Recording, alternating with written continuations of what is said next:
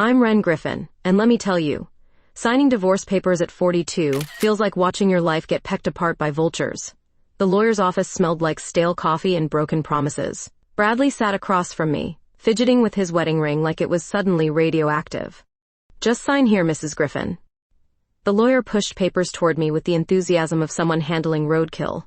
I stared at Bradley's signature, already dried and final.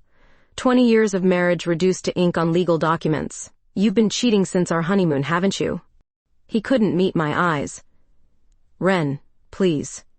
Answer me. It wasn't supposed to happen. The pen felt heavier than a dead albatross in my hand. I signed my name and walked out, leaving him sitting there with his guilt and his lies. 3 hours later, I stood in my new apartment surrounded by cardboard boxes and the wreckage of what I thought was a solid life. The place was barely 800 square feet, a far cry from our colonial house with the white picket fence. I pulled out a framed photo of us at the Audubon Society Gala last year. We looked happy, damn good actors, both of us. My phone buzzed. Leslie, my sister. How you holding up? Like a bird with clipped wings. Want me to come over? No. I need to do this alone. The next morning, I forced myself back to the regional bird competition. As head judge, I couldn't hide in my apartment forever, no matter how much I wanted to. The Norfolk Civic Center buzzed with exhibitors and their prized canaries, finches, and parakeets. Ren, good to see you back. Margaret Chen, the competition coordinator, approached with cautious sympathy. I nodded, adjusting my judge's badge. Birds don't stop needing evaluation because my personal life went to hell. Margaret winced. People are talking. Let them. I moved toward the first exhibit, a magnificent yellow canary. The bird's song filled the air, pure and untainted by human complications. At least some creatures still knew how to be faithful. But I could hear the whispers following me like shadows. The other judges exchanged glances when they thought I wasn't looking. Everyone knew about Bradley, about the secretary, about the hotel receipts I'd found. Small community, big mouths. By lunch break, I was ready to fly south for the winter. Forever. That's when I noticed her across the room, crouched beside a display about endangered Virginia birds. Blonde hair caught the fluorescent light, and when she looked up, her blue eyes held the kind of intelligence I'd only seen in raptors. She wore khaki field clothes and had dirt under her fingernails. Real dirt, not the manicured kind. She was studying a photograph of a Bachman's sparrow with the intensity of someone who actually gave a damn about something other than themselves. For the first time in months, I found myself curious about another human being. The blonde woman looked up from her bird photographs as I approached. Her name tag read Dr. Alana Ross, Avian Research Specialist. Those are stunning shots, I said, gesturing to her display. Particularly the Bachman's sparrow. Where did you capture it? She smiled, and something fluttered in my chest that had nothing to do with birds. Great Dismal Swamp. Took me 3 weeks of camping to get that angle. You camped for 3 weeks? When you're tracking a species with less than 5,000 breeding pairs left, you do what it takes. She stood, brushing dust from her knees. You're Ren Griffin, the judge. I've read your articles in Birdwatcher's Digest. I was surprised she knew my work, guilty as charged, though lately I feel more like a fraud than an expert. Rough day? Rough year. I studied her photographs again. Each image captured not just the bird, but its essence, its relationship to its environment. These belong in National Geographic, not at a local competition. Alana laughed. Flattery will get you everywhere. I actually submitted them to Geographic last month. And? Still waiting to hear back. Meanwhile, I'm documenting declining populations in the Chesapeake Bay area. It's depressing work, but someone has to bear witness. I found myself drawn to her passion, her commitment to something larger than herself. Must be lonely work, all that field research. Sometimes. But the birds are good company. They don't lie or cheat or pretend to be something they're not. Her words hit deeper than intended. She noticed my expression shift. I'm sorry. That was tactless. I heard about your divorce. Small town, big mouths. For what it's worth, his loss. She packed her photographs carefully. I was actually about to grab dinner. Know any decent places around here? The invitation caught me off guard. When was the last time someone asked me to dinner who wasn't legally obligated to love me? There's a seafood place down by the harbor. Nothing fancy, but the crab cakes are worth the trip. Perfect. I'll meet you there in an hour? An hour later, I sat across from Alana at the rusty anchor, watching her methodically crack crab shells with surgical precision. She ate like someone who'd spent years in the field, efficient and focused. "So what made you choose ornithology?" I asked. "My grandmother. She kept rescue birds in her backyard. Taught me that every creature has a story worth telling." She paused, studying me. "What about you? What drew you to judging?" "Control, I think. In competitions, there are rules, standards, clear winners and losers. Unlike real life, where you can follow all the rules and still get screwed." That sounds bitter. Maybe it is. I sipped my wine, feeling the alcohol loosen my tongue. 20 years of marriage, and I never saw it coming. The affairs, the lies, the complete disregard for our vows. I prided myself on being observant, on noticing details. Turns out I was blind to what mattered most. Alana reached across the table, her fingers brushing mine. "Sometimes we see what we want to see. It's not blindness, it's hope." Her touch sent an unexpected warmth through me. I pulled my hand back, confused by my reaction. "Sorry," she said quickly. "I didn't mean to overstep." "No, it's fine. I'm just not used to kindness right now." Everyone deserves kindness, Ren. Especially people who've been hurt. The way she said my name made something deep inside me shift. We finished dinner talking about migration patterns and habitat preservation, but underneath the professional conversation, I felt an undercurrent I couldn't quite name. Later, walking to our cars, Alana turned to me. "I enjoyed tonight. It's been a while since I've had dinner with someone who understands why birds matter." "Same here. Most people think I'm crazy for caring so much about feathers and flight patterns. Maybe we're both crazy. But at least we're crazy together." She climbed into her field-worn Jeep, leaving me standing in the parking lot with a strange lightness in my chest I hadn't felt in years. 3 days after dinner with Alana, I found myself staring at the same 4 walls of my apartment, feeling like a caged bird. The silence was suffocating. On impulse, I Googled Norfolk photography clubs and found the Tidewater Camera Society. Their next meeting was Thursday night. I almost turned around twice before walking into the community center. A dozen photographers sat in folding chairs, their cameras and portfolios scattered across tables like weapons of artistic warfare. The group leader, a weathered man named Frank, welcomed me with the enthusiasm of someone recruiting for a dying hobby. "We always need fresh blood," he said, handing me a membership form. "What's your specialty?" "Birds, mostly. Wildlife photography." "Perfect. We're doing a nature exhibition next month. You should enter something." I spent the evening listening to discussions about f-stops and shutter speeds, feeling rusty but oddly comforted by the technical talk. Photography had been my escape during the worst parts of my marriage. Maybe it was time to pick up the camera again. The following week, I submitted 3 of my best shots to the exhibition. A great blue heron in morning mist, a ruby-throated hummingbird frozen mid-flight, and a pileated woodpecker that had taken me 6 hours to capture properly. Exhibition night arrived with the kind of nervous energy that reminded me of bird competitions. I dressed carefully, choosing a simple black dress that made me feel confident without trying too hard.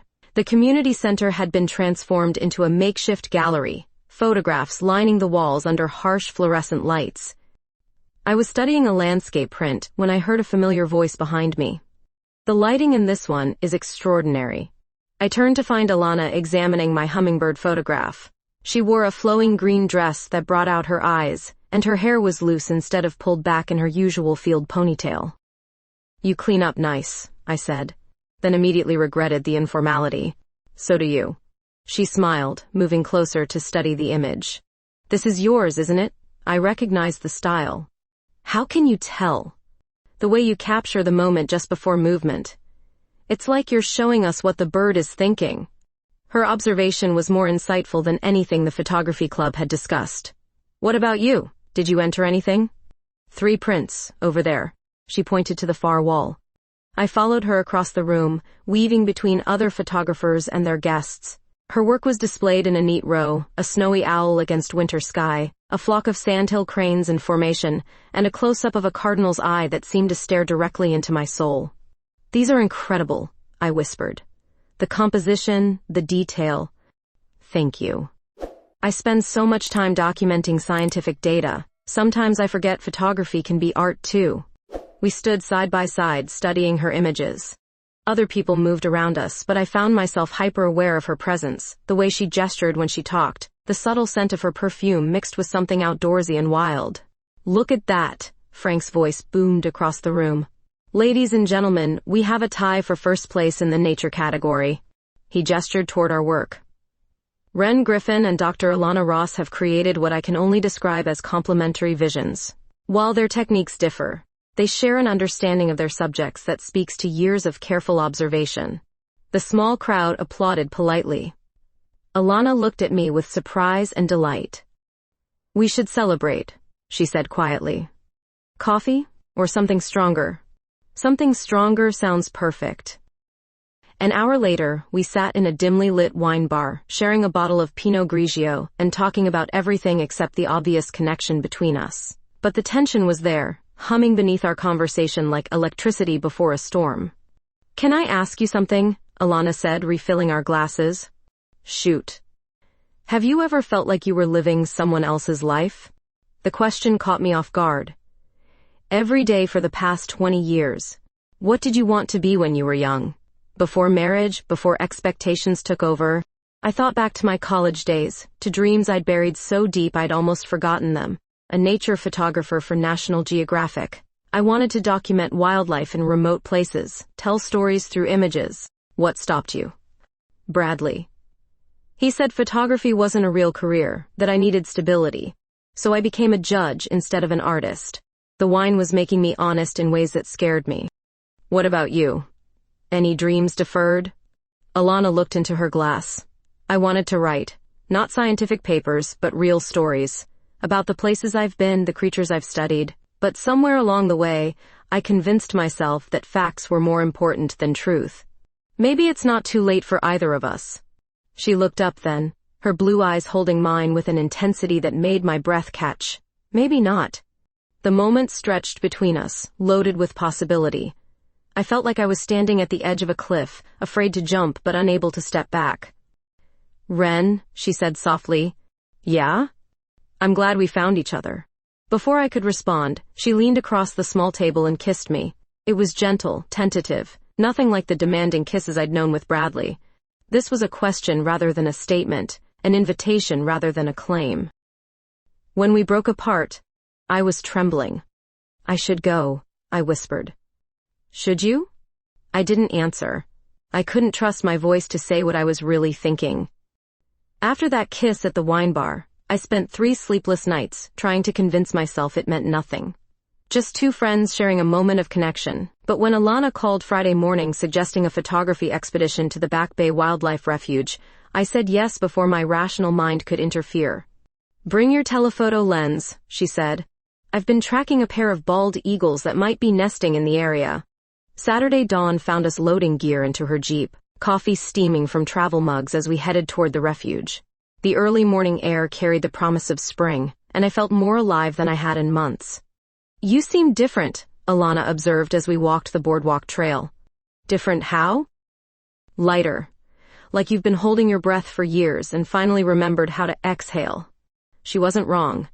Being around her felt effortless in ways that marriage with Bradley never had. With him, I'd constantly monitored my words, my expressions, trying to be the wife he wanted. With Alana, I could just be myself. We spent the morning in comfortable silence, cameras clicking as we documented waterfowl and raptors. Around noon, she led me off the main trail to a secluded observation point overlooking a marsh. "This is where I saw them yesterday," she whispered, setting up her tripod. I was adjusting my camera settings when she moved closer, ostensibly to check my lens configuration. Her fingers brushed mine as she reached for the focus ring, and I felt that familiar electrical current. "Your aperture's too wide," she murmured, standing so close I could feel her breath on my neck. "Is it?" "Mm-hmm. Try this." She guided my hands, showing me the adjustment. The intimacy of the moment had nothing to do with photography and everything to do with the way her body aligned with mine. I turned in her arms, and suddenly we were kissing again. This time it wasn't tentative or questioning. This time it felt like coming home to a place I'd never known I was looking for. When we broke apart, both of us were breathing hard. "Ren," she began. "Don't say it's too soon or too complicated." I was going to say lunch. I packed sandwiches.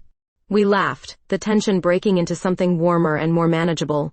But as we ate our sandwiches by the water, I caught her watching me with an expression I couldn't quite read. "What are you thinking?" I asked. "That I've never met anyone who sees the world the way you do." "How do I see it?" "Like every moment matters. Like beauty is worth preserving, even when the world seems determined to destroy it." Her words created a flutter in my chest that had nothing to do with fear and everything to do with recognition. She saw me, really saw me, in ways Bradley never had. The afternoon grew warm as we hiked deeper into the refuge. Alana spotted the eagle's nest first, a massive structure of sticks and debris high in an old cypress. We spent an hour photographing the pair as they took turns hunting and returning to feed their young. "Look at them," Alana whispered as we watched through our telephoto lenses. 30 years they mate for life. No divorces, no affairs, no broken promises. "You think they're happier than us? Maybe they just know what they want." As the sun began to set, we packed our gear and headed back to the Jeep. The day had been perfect, unmarred by the complications waiting back in Norfolk. But as Alana started the engine, reality crept back in. "I should probably go straight home," I said. "Early judge assignment tomorrow." "Of course." She sounded disappointed but didn't push. But instead of driving toward my apartment, she pulled into a roadside overlook. The Chesapeake Bay stretched before us, painted in shades of orange and gold by the setting sun. "I know this is confusing," she said, turning off the engine, "for both of us." "It doesn't have to be confusing. Doesn't it? You're recently divorced. I'm notoriously bad at relationships, and we're both women who've spent our lives following safe, predictable paths." I studied her profile in the fading light. Maybe safe is overrated. She looked at me then, her blue eyes reflecting the sunset. "What are we doing, Ren?"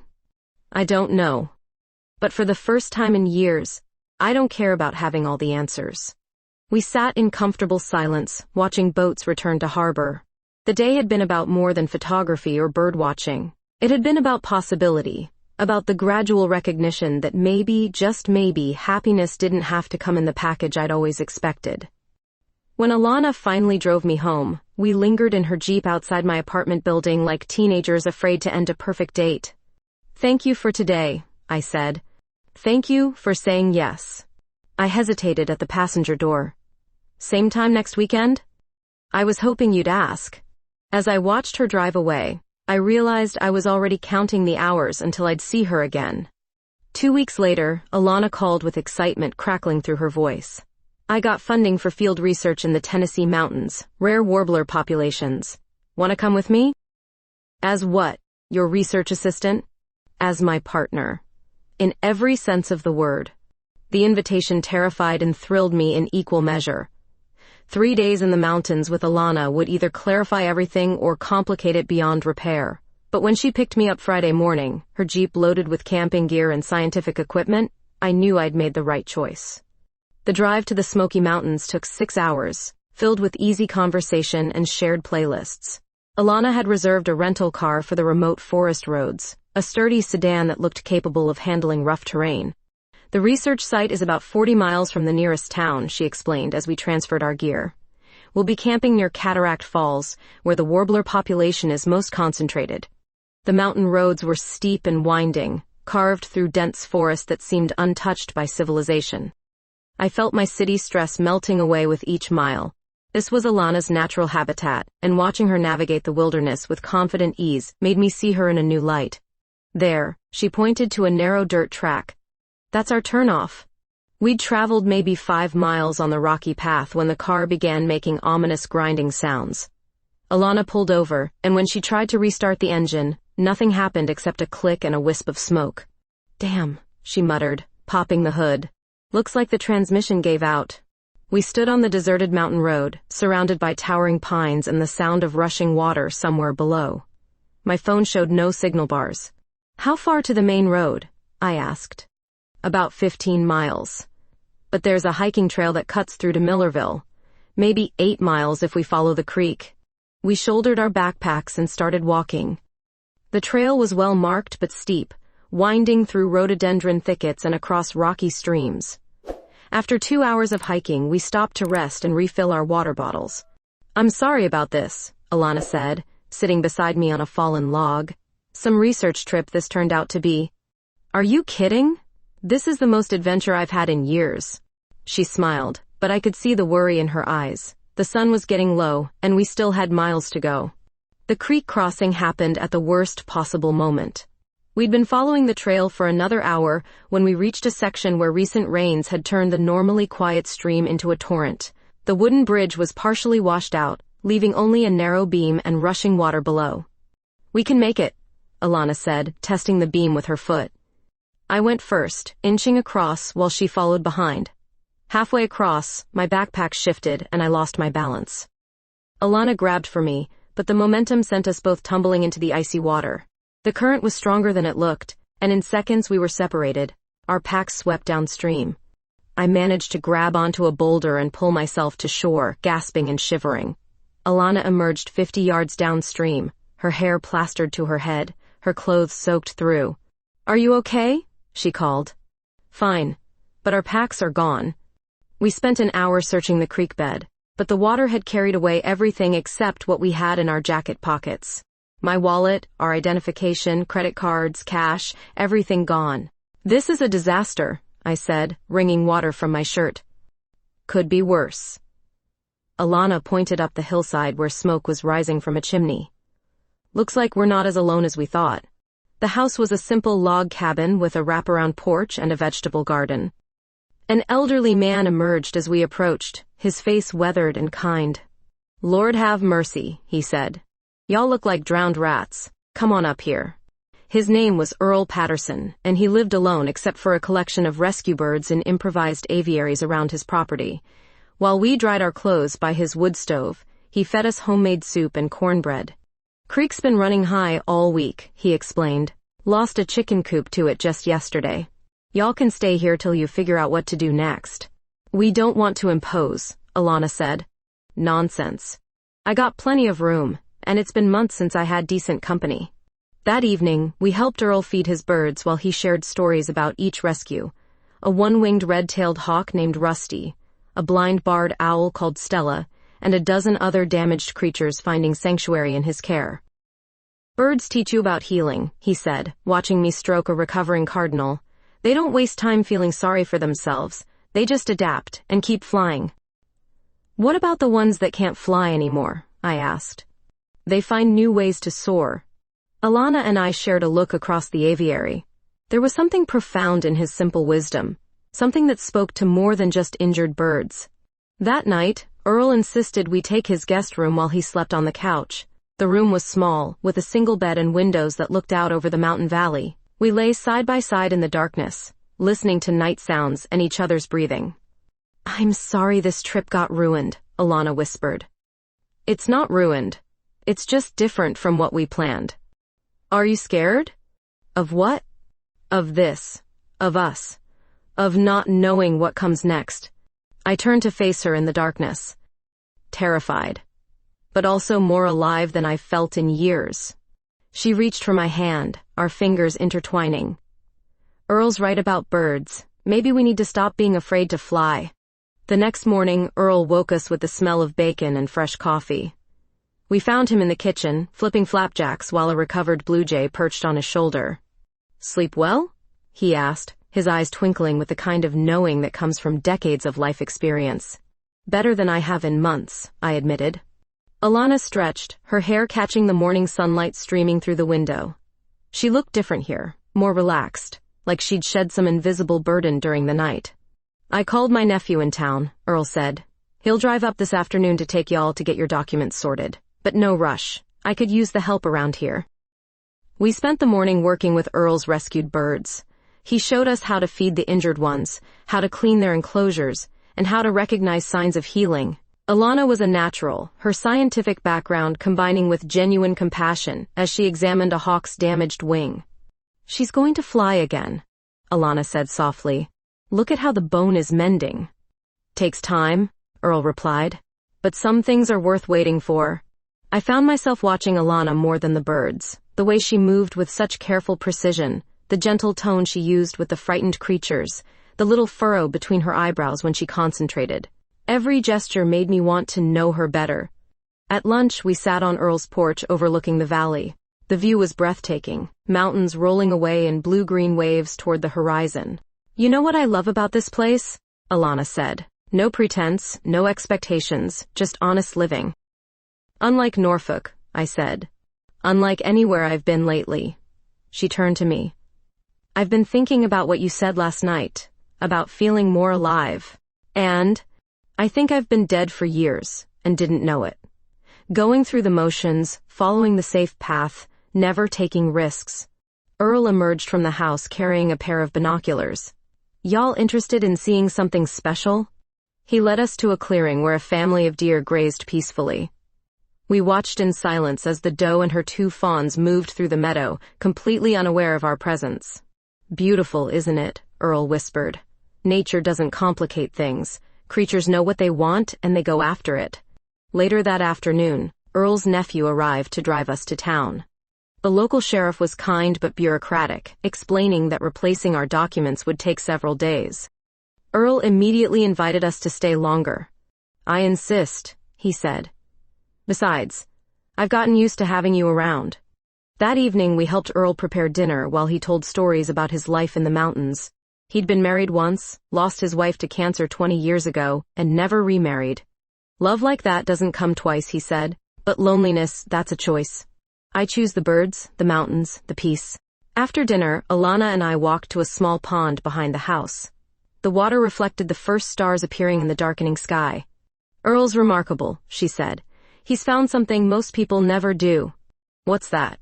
"Contentment. Not happiness, not excitement, just deep satisfaction with his life." "Do you think we could ever have that?" She stopped walking and turned to me. "Together? I think we could have anything." The honesty in her voice took my breath away. We stood at the edge of the pond, the night air cool against our skin, and I felt the last of my resistance crumble. "Alana," I whispered. "I know. I feel it too." She kissed me then, and this time there was no hesitation, no fear, just pure want and recognition. Her hands found my face, her lips soft and insistent against mine. When we broke apart, we were both trembling. "Come inside," she said.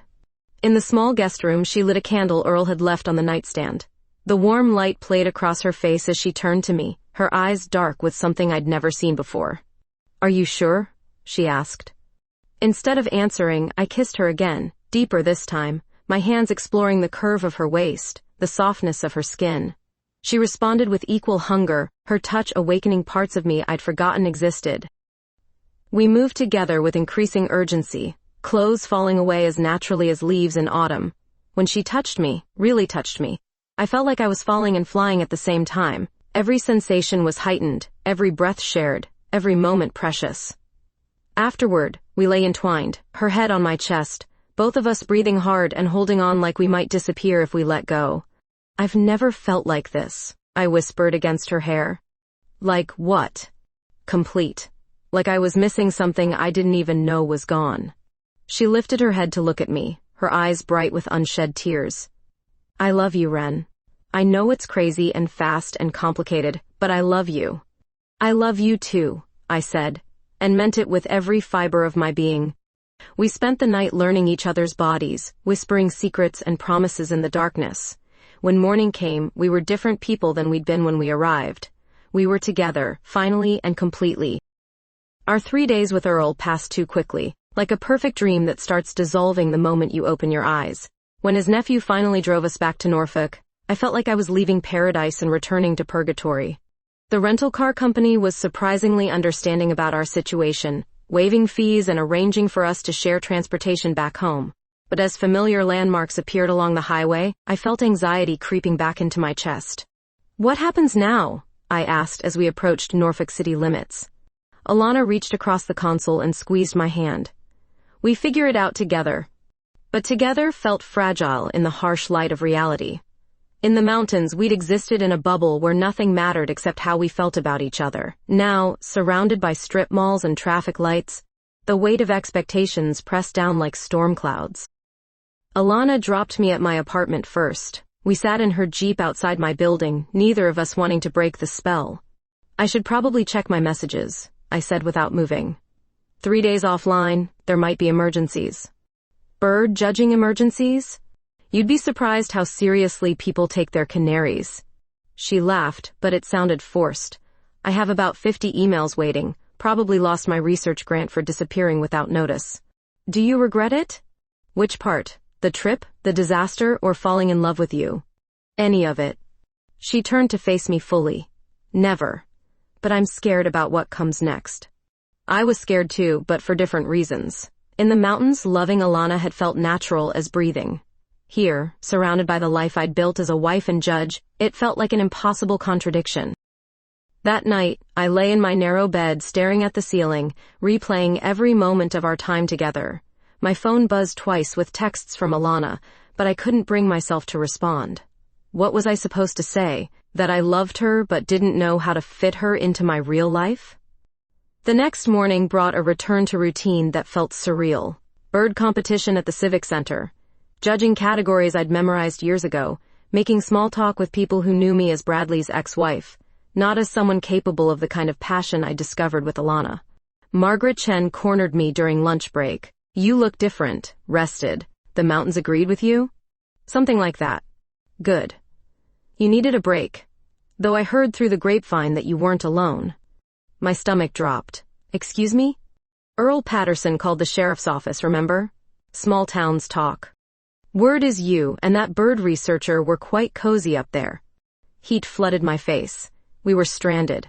Earl was kind enough to help us. Of course. I'm sure that's all it was. Her tone suggested she didn't believe a word. By the end of the day, I felt like I was suffocating. The sideways glances, the whispered conversations that stopped when I approached, the sudden awkwardness that seemed to follow me everywhere. This was exactly what I'd feared. I drove to Alana's apartment without calling ahead. She lived in a converted warehouse near the harbor, the kind of place that probably cost twice what my sad little apartment did. When she opened the door, relief flooded her face. Thank God. I was starting to think you were avoiding me. I was. I don't know. I followed her inside, noting the exposed brick walls, the enormous windows, the telescope position to view the water. It was beautiful and sophisticated, and nothing like the domestic prison I'd shared with Bradley. Talk to me, she said, leading me to a couch that faced the harbor. People know. About us. About the mountains. Margaret Chen practically accused me of having an affair with you. Is that what we're calling it? An affair? Aren't we? I mean, technically I've only been divorced for 3 months. People will think I rebounded with the first person who showed me attention. Alana was quiet for a long moment, watching boats navigate the harbor. Is that what you think? No. But it doesn't matter what I think. It matters what everyone else thinks. Since when? Since forever. Since I've lived my entire adult life in this town, built a reputation, established myself as someone respectable. Respectable. She said the word like it tasted bitter. You know what's respectable, Ren? Living authentically. Being true to yourself instead of performing for an audience that doesn't really care about your happiness. Easy for you to say. You don't have to face these people every day. You think I don't understand judgment? You think being a single woman in academia is some walk in the park? I've spent years proving I'm serious, professional, not some emotional female who can't be trusted with important research. Her words hit harder than intended. I'd been so focused on my own fears that I hadn't considered what this meant for her career, her reputation. I'm sorry. You're right. Am I? Because right now it feels like you're ashamed of what happened between us. I'm not ashamed. I'm terrified. She moved closer, her hand finding mine. Of what, specifically? Of screwing this up, of not being brave enough, of losing myself again in someone else's expectations. The words tumbled out faster than I could stop them. With Bradley, I became who he needed me to be. What if I do the same thing with you? What if I don't know how to be in love without disappearing? Alana studied my face with the same intensity she approached her research. Do you feel like you're disappearing right now? No. With you, I feel more like myself than I have in 20 years. Then trust that. Trust us. She kissed me softly, and for a moment the fear receded. I'm not asking you to have all the answers. I'm asking you to stop running long enough to see what we could build together. Outside, the harbor lights were beginning to twinkle as evening approached. Boats returned from day trips, families gathered on docks, life continued in all its messy, imperfect glory. Okay, I said finally. Okay, what? Okay, let's try. Let's see what we can build. She smiled, and something tight in my chest loosened. Maybe Earl was right. Maybe some things were worth the risk of falling. For 3 weeks we tried to build something normal. Dinner dates at quiet restaurants, movie nights at Alana's apartment, photography trips to secluded locations where we could hold hands without judgment. It felt like we were living in the margins of our own lives, stealing moments between the demands of respectability. Then, Alana got the call that changed everything. UC Davis wants me, she said, her voice tight with excitement and conflict. Full research position, my own lab, unlimited funding for the Warbler project. I was judging a regional competition when she told me, standing in the hallway between exhibits while canaries trilled behind us. The news hit like a physical blow. That's incredible, I managed. When do you leave? They want me there in 6 weeks. But Ren, I can't just abandon what we have. Can't you? The hurt in her eyes was immediate. Is that what you want me to do? I want you to be honest about what this is. The words came out harsher than I intended. You're a researcher. You go where the work takes you. I'm a divorced woman who judges bird competitions in a small Virginia town. We had a beautiful interlude, but real life doesn't work like mountain retreats. You don't mean that. But I did mean it, or at least part of me did. The part that was terrified of being abandoned again, of building something precious only to watch it crumble. That night, we had our first real fight. Alana came to my apartment with Chinese takeout and a bottle of wine, clearly intending to have a rational discussion about our future. Instead, we ended up shouting at each other like strangers. You're doing it again, she said, pacing my tiny living room. Disappearing into what you think people expect instead of fighting for what you want. What I want. I want to stop feeling like I'm holding my breath every time we're together in public. I want to stop pretending this is sustainable when we both know it isn't. It's only unsustainable if you make it that way. Be realistic, Alana. You're moving 3,000 miles away. Even if we tried long distance, what's the end game? I follow you to California and do what with my life? Build something new. Take risks. Remember who you were before you started living for other people's approval. Maybe this is who I am. Maybe I'm not brave enough to be the person you think I could be. She stopped pacing and looked at me with something between pity and frustration. You know what I think? I think you're more scared of being happy than you are of being alone. After she left, I sat in my apartment surrounded by the detritus of our argument. Chinese food congealing in its containers, wine glasses abandoned on every surface. She wasn't wrong. I was scared of happiness, terrified of trusting it enough to build a life around it. But I was also scared of her leaving, of watching another person I loved walk away because I wasn't enough to make them stay. The breakthrough came 3 days later, during my sister Leslie's unexpected visit. She showed up at my door with coffee and the kind of determined expression that meant she wasn't taking no for an answer. You look like hell, she said, settling onto my couch without invitation.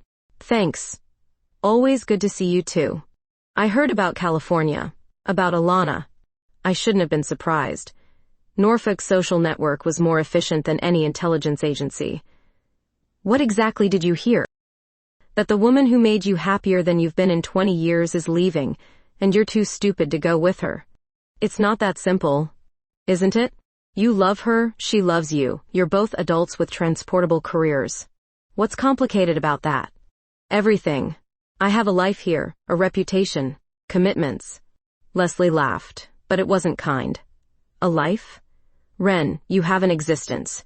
You judge other people's birds and go home to an empty apartment. That's not a life, that's a waiting room. I'm respected here. I matter. To who?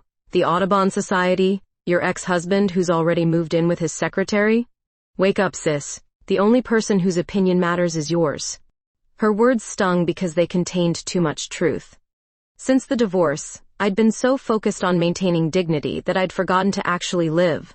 What if it doesn't work out, I asked. What if I uproot everything and we crash and burn in 6 months?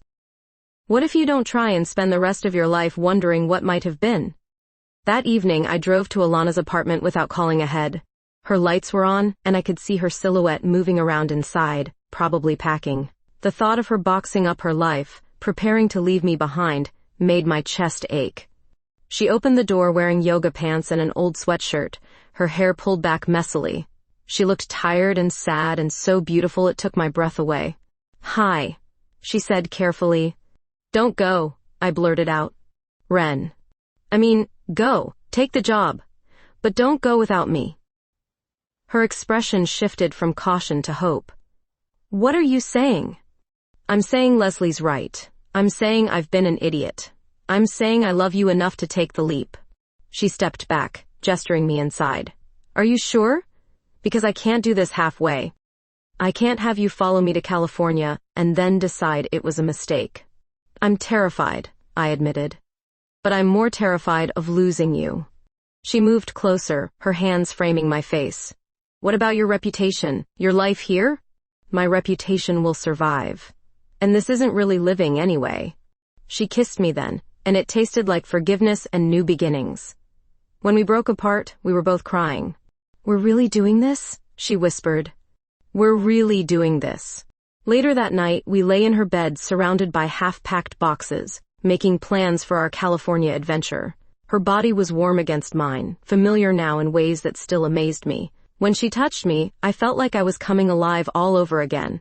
We made love slowly, tenderly, sealing our commitment with whispered promises and shared breath. Afterwards, I traced patterns on her bare shoulder while she dozed, marveling at how everything had changed in the space of a few hours. "I love you, Dr. Ross," I murmured against her hair. "I love you too, soon-to-be former Norfolk resident." She turned in my arms. "Ready to fly?" I thought of Earl's rescued birds, of creatures learning to soar in new ways, of the courage it takes to leave safety behind. "Ready?" I said, and for the first time in months, I meant it completely. Moving day arrived with California sunshine, and the kind of clarity that comes from making an irreversible decision. The moving truck had left Norfolk 3 days earlier, carrying our combined possessions across the country. Now we stood in the empty apartment that had been Alana's home for 5 years, surrounded by suitcases and the echoes of our old lives. Alana held up 2 coffee mugs. "Last items, ready to officially close this chapter?" I took one of the mugs, noting the chip on the handle from the morning we'd had our first real fight. "More than ready." The flight to Sacramento was smooth, but I gripped Alana's hand during takeoff anyway. She squeezed back, understanding that my nervousness had nothing to do with flying and everything to do with the magnitude of what we were doing. "Second thoughts?" she asked, as Norfolk disappeared below us. "Third and fourth thoughts, but no regrets." Our new house was a small craftsman bungalow near the UC Davis campus, with a wraparound porch and a backyard that opened onto protected wetlands. The previous owners had left behind a vegetable garden and 3 bird feeders, which Alana took as a good omen. "It's perfect," I said, watching a family of quails scurry across our lawn. "It will be." She wrapped her arms around me from behind. "Once we make it ours." The moving truck arrived the next day, and we spent the weekend unpacking boxes and trying to figure out how to merge 2 lives into one space. Some things were easier than others. Our books looked natural together on the shelves. Our cameras found comfortable spots on the same desk. Our clothes shared the bedroom closet without complaint. But other things required negotiation. Where to put the bird photographs, whose coffee maker to keep, how to arrange the furniture so we both felt at home. Small decisions that felt monumental because they were the building blocks of our shared future. "We need a proper studio," Alana said, surveying the chaos of our photographic equipment. "The spare bedroom? Too small. But there's that old shed in the backyard. With some work, it could be perfect." I loved the way she said "we" and "our" so naturally, as if we'd been building a life together for years instead of weeks. But I also felt the weight of displacement, the strange sensation of being untethered from everything familiar. My first photography club meeting in Sacramento was both encouraging and overwhelming. The group was larger than Norfolk's, more diverse, with members whose work made me question everything I thought I knew about capturing light and movement. "You're the bird photographer from Virginia," said a woman named Carmen, studying my portfolio. "I've seen your work online. Beautiful compositions." "Thank you. I'm still finding my footing here. California birds are different. Bolder colors, more dramatic behaviors. You'll love the opportunities." She was right. Within a month, I was photographing species I'd only read about, exploring landscapes that challenged everything I thought I knew about natural beauty. My work began to evolve, incorporating the vibrant colors and stark contrasts of the West Coast. Alana thrived in her new position, energized by the resources and academic freedom UC Davis provided. I'd never seen her happier than when she came home from the lab, full of stories about her research and the graduate students she was mentoring. "I think I've found my calling," she said one evening, reviewing data from her latest field study. "Not just documenting decline, but developing real solutions." Conservation work? Habitat restoration. There's a project starting in the Sacramento Delta, working with farmers to create bird-friendly agricultural practices. It's exactly what I've been wanting to do. 6 months after our move, we were hosting a dinner party for her colleagues and their partners. I stood in our kitchen, putting finishing touches on the meal while conversation flowed around our dining table. These people had become our friends, our chosen family in this new place. "Ren, this is incredible," said Dr. Martinez, Alana's department head. "Where did you learn to cook like this?" 20 years of trying to please a man who was never satisfied, I said, then caught myself. "Sorry, that sounded bitter." "Sounds honest," said his wife Sarah. "Good for you for getting out and building something better." Later, as we cleaned up, Alana pulled me aside. "You know what I realized tonight?" "What?" "This is the first time I've seen you completely relaxed at a social gathering. No performance, no trying to be someone else, just you." She was right. Somewhere between the move and the new friendships and the daily routine of building a life together, I'd stopped worrying about how I appeared to others. I'd started being myself. The wetlands behind our house became our sanctuary. We'd walk there every evening, cameras slung over our shoulders, documenting the seasonal changes in bird populations. It was during one of these walks that I realized something had fundamentally shifted in how I saw the world. "Look at that," I said, pointing to a great blue heron fishing in the shallows. 6 months ago, I would have focused on getting the perfect shot. Now I'm more interested in the story. What story? Survival, adaptation. The way creatures find home in unexpected places. Alana smiled, understanding the subtext. Speaking of home. She reached into her jacket pocket and pulled out a small box. My heart stopped. "Alana, what are you doing?" Something I should have done months ago. She opened the box to reveal 2 simple silver bands. Not engagement rings, not wedding rings, just a promise that we're building something permanent. I took one of the rings, feeling its weight. A promise of what? That we'll keep choosing each other, that we'll keep flying together, even when the wind gets rough. I slipped the ring onto my finger, and she did the same. We stood there in the fading light, surrounded by the sounds of evening birds returning to their roosts, and kissed like we were sealing a sacred covenant. "So this is it," I said. "We're really doing this. This is it. New life, new adventures, new possibilities." As we walked back to the house, I realized that for the first time in my adult life, I wasn't afraid of the future. I was excited about it. Alana had taught me that love wasn't about finding someone to complete you, but about finding someone who inspired you to become more completely yourself. The evening birds were settling into their nests, and somewhere in the distance, an owl called to its mate. We had found our place in the world, and more importantly, we had found each other. Home wasn't a location anymore. It was the woman walking beside me, the life we were building together, and the endless sky above us, full of possibilities.